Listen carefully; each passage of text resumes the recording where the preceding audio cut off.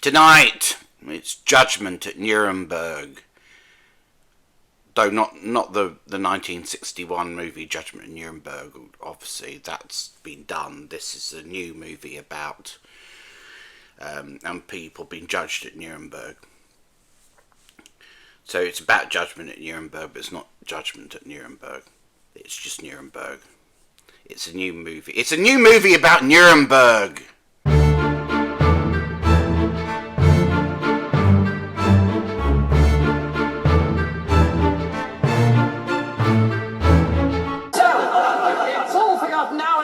No more about it. So that's 2 egg mayonnaise, a prawn Goebbels, a Hermann Göring, and 4 colded cellars.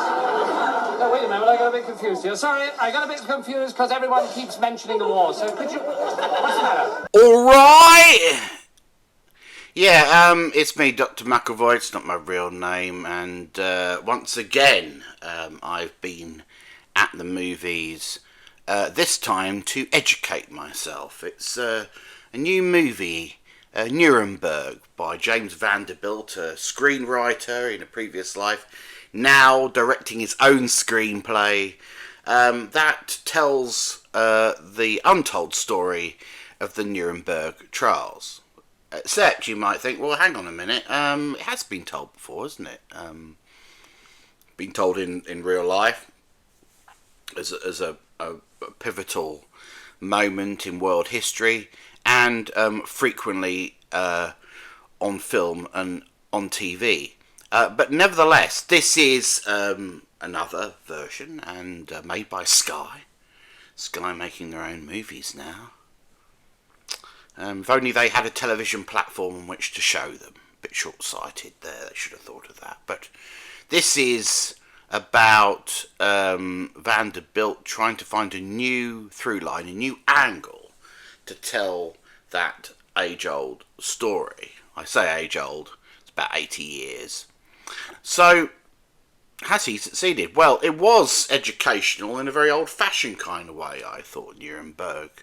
For example, did you know that the Nazis were the antagonists in World War II?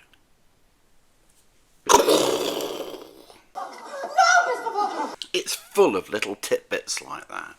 And it focuses on the relationship between Rami Malek's military psychiatrist and Hermann Göring, the second in command of the Third Reich. All the numbers, who of course is left carrying the can for the regime's wartime atrocities when Hitler and Himmler kill themselves, and he gives himself up on the Russian border, Austrian border rather. Don't know why I've got Russia on my mind. Why could that be? Why the association there? I don't know. But he gives himself up, and he's promptly taken into custody. And there, the Allies think about the possibility of bringing these men to trial in an unprecedented moment in global jurisprudence, where they will attempt to stick them with the charges of crimes against humanity, amongst others, and crimes against the peace, conspiring to corrupt the peace and create war.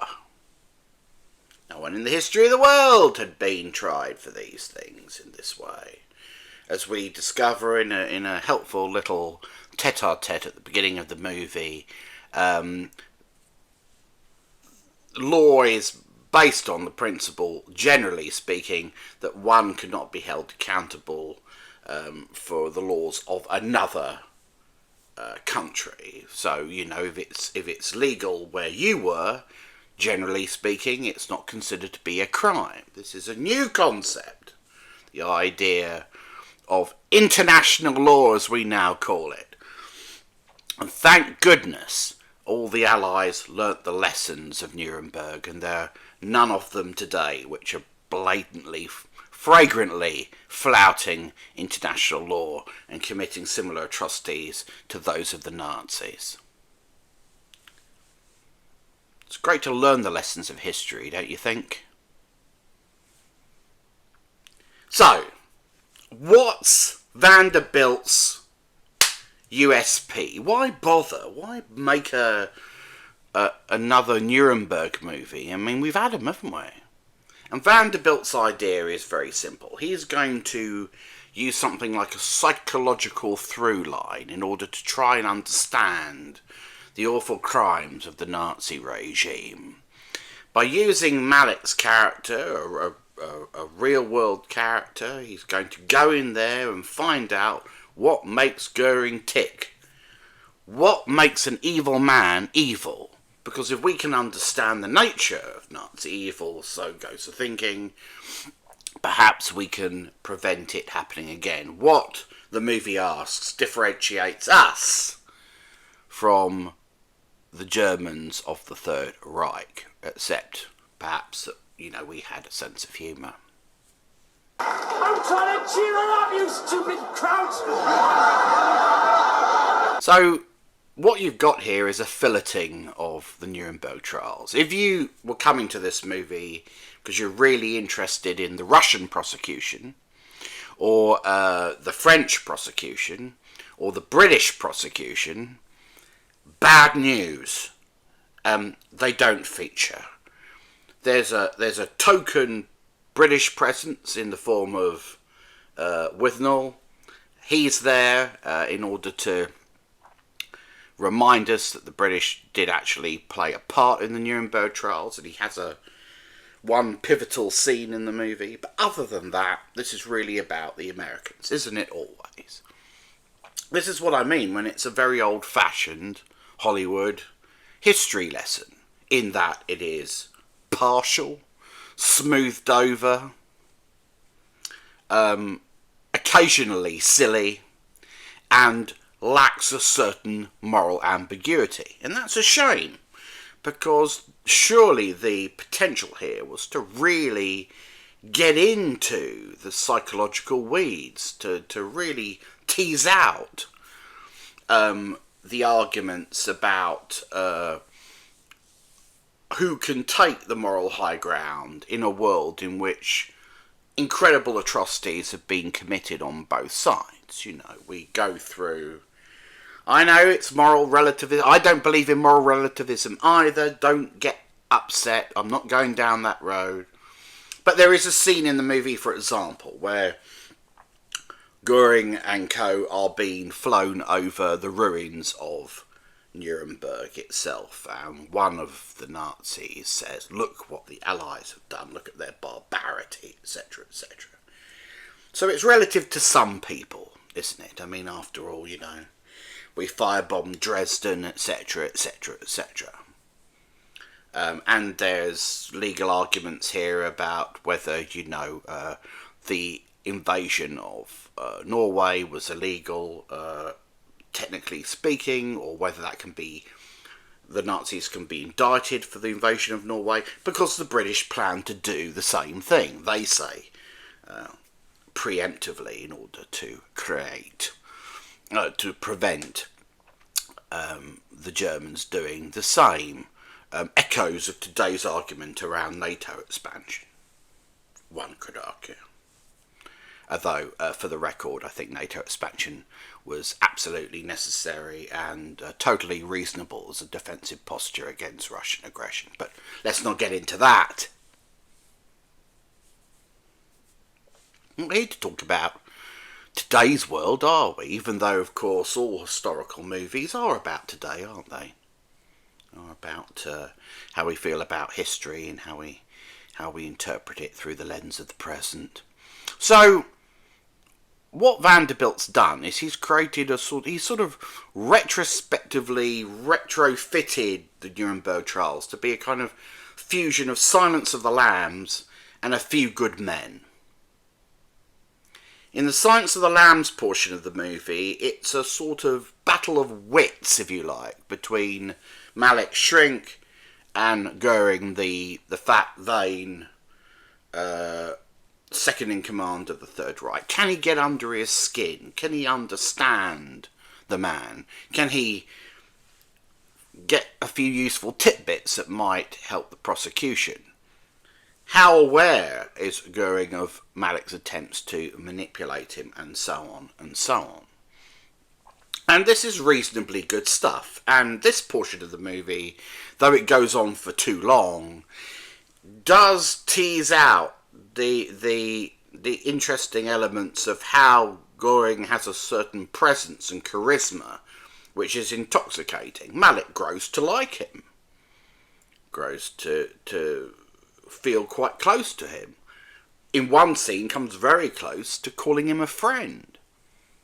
Agrees to take letters to Göring's wife and child, whom he has an emotional connection to. Yeah, it starts to get sucked in. And that, of course, is bulldozed and blown up, just like the swastika and the Nuremberg Stadium, when finally the prosecution gets around to showing real footage in the movie of the concentration camps and the emaciated corpses and bulldozers,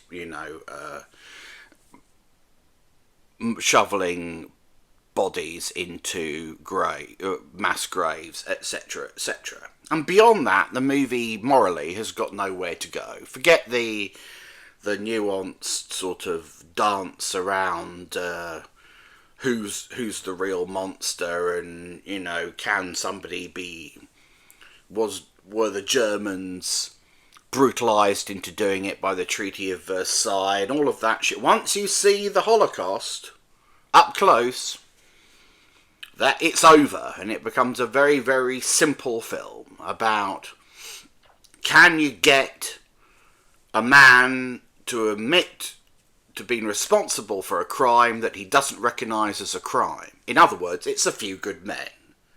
Did you order the code red? Did you order the code red? The code red in this case being the Holocaust. What the hell is this?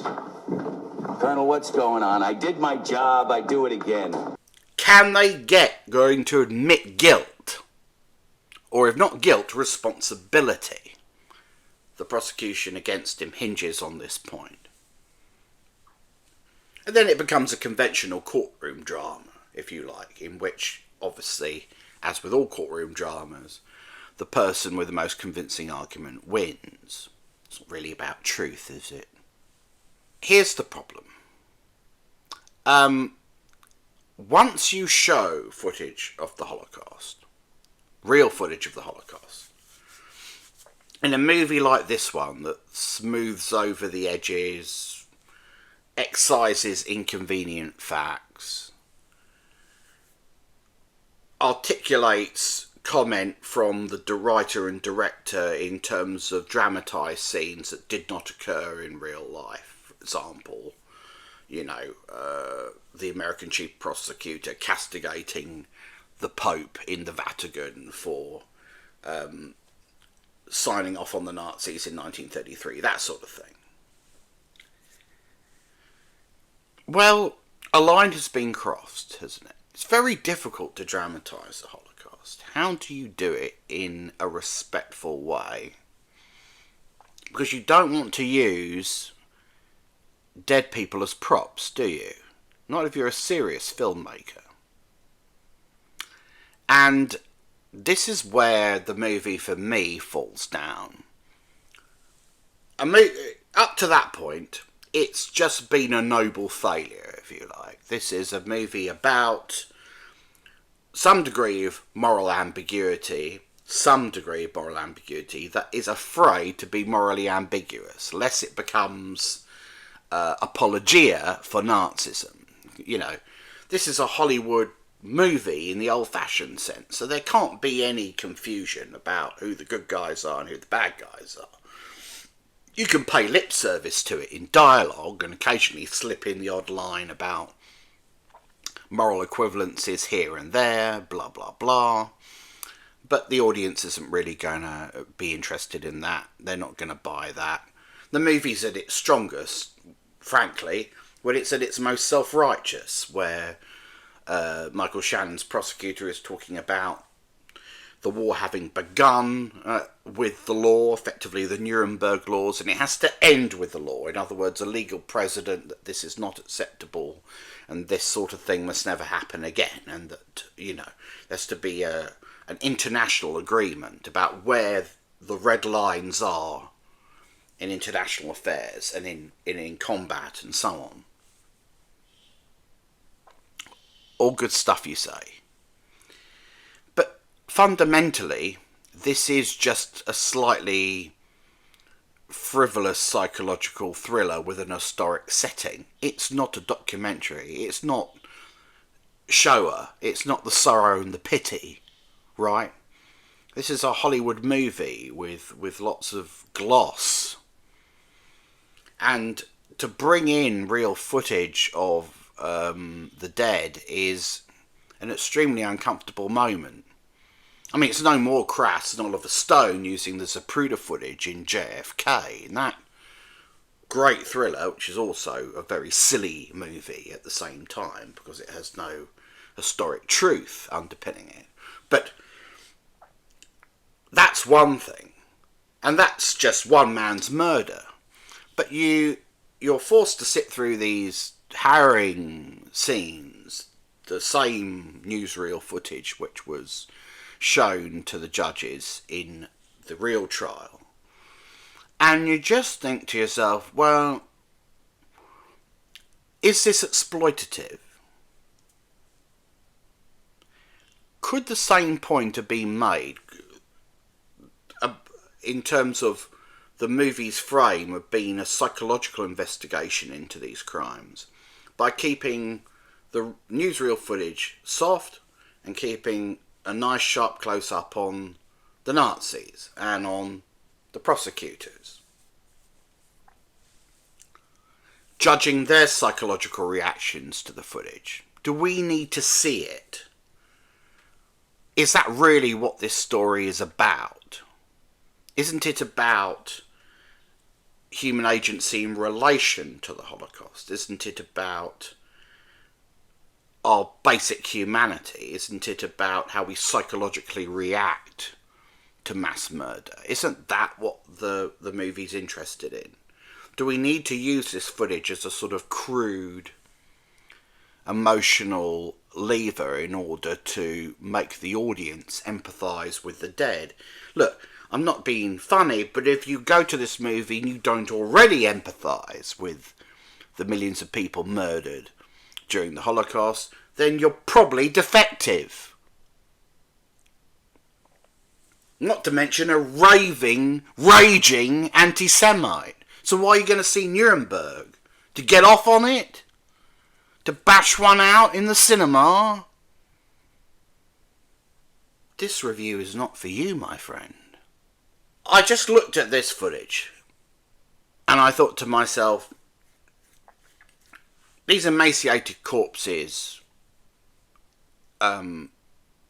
used to be vibrant, intelligent human beings with lives and loves and laughter and everything that makes up the human condition. They were three-dimensional human beings. How would they feel about A, being anonymised, B, footage of their skeletal remains being used in a movie like this one in order to make as a cheap emotional beat? Is that how you honour the dead in a movie like this one? Is that how you respect people? It seems to me that the Zone of Interest was far better at this by not showing a single act of violence, but by simply dramatising the emotional indifference to the crime. That, for me, was far more powerful because it spoke to the Nazi mindset. It told us something about the people who perpetrated this horror. And we need something like that. We need the cinematic equivalent of that in Nuremberg to anchor the material and stop it becoming just a sort of above average, smoothed over dramatisation of events. It's not a bad movie. If a little long, it's reasonably captivating. Russell Crowe is very good as Göring. All the vanity and the pomposity is there. The switch from charismatic to just cold-blooded and in hot to Hitlerism is all there. Mallet slightly overplays his part, but he's okay. He's reasonably believable as the man who momentarily drinks the Nazi Kool-Aid and then finds himself obliged thereafter to sort of beat the drum and warn us about how latent Nazism is always there and how we must be vigilant against it, etc., etc. But that Holocaust footage, man, it just, for me, undermines the enterprise to the point where it takes something that should have been timely and relevant in many ways and turns it into something more crass. There are contemporary parallels, of course. As I said, every historical drama is about the present. Not for nothing are there echoes of MAGA's Make America Great Again in Göring's contention that Hitler made Germans feel great again. Vanderbilt denies that there's any politicking in this, but that's naive to say the least. And of course there are grandstanding speeches about how all the Allies should be obliged to follow Nuremberg principles with one eye on today's Russia, which blatantly and flagrantly has ignored them and failed to learn the lessons of history. So Nuremberg, yeah. If you're interested in World War II, if you're interested in that strange period in world affairs where we'd all been so brutalised by 6 years of war that we'd lost our moral compass to some degree, and a certain degree of brutalism was still de rigueur, then yes, you should go and see it. But I have to say to you, James Vanderbilt, once you've shown real footage of the Holocaust, any attempt to wring some emotional, instincts out of us when you show the execution of Nazi war criminals isn't really going to work.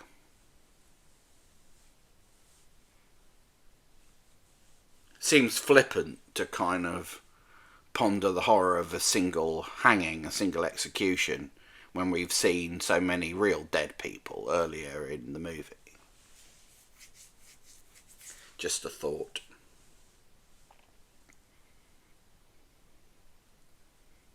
But yeah, the Nazis were the villains.